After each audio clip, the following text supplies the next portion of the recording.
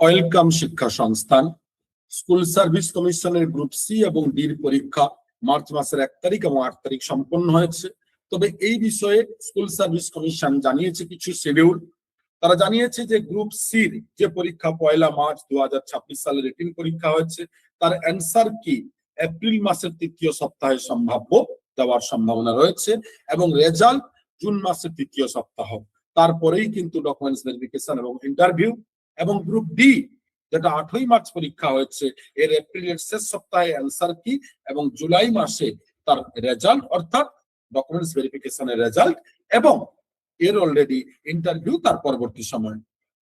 অর্থাৎ group C এবং D পরীক্ষার সাথে সাথে যেটা ক্লাস 9, 10, 11, 12 এর ক্ষেত্রে এইভাবে ডেট প্রবাবিলিটি জানাতে পারেনি স্কুল সার্ভিস কমিশন, কিন্তু গ্রুপ সি এবং ডির ক্ষেত্রে আগের থেকেই কিন্তু তারা একটা নির্ধারিত দিন জানাচ্ছে।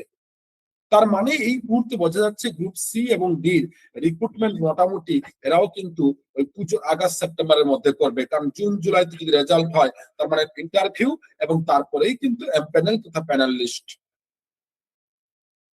এরকম প্রতি মুহূর্তে নিত্য নতুন তথ্য পাওয়ার জন্য শিক্ষা সংস্থান চ্যানেলটিকে সাবস্ক্রাইব করুন, শেয়ার করুন, নোটিফিকেশন বার অন করুন, যাতে আমরা প্রতি মুহূর্তে এইরকম নতুন নতুন ভিডিও নিয়ে আসতে পারি। ধন্যবাদ।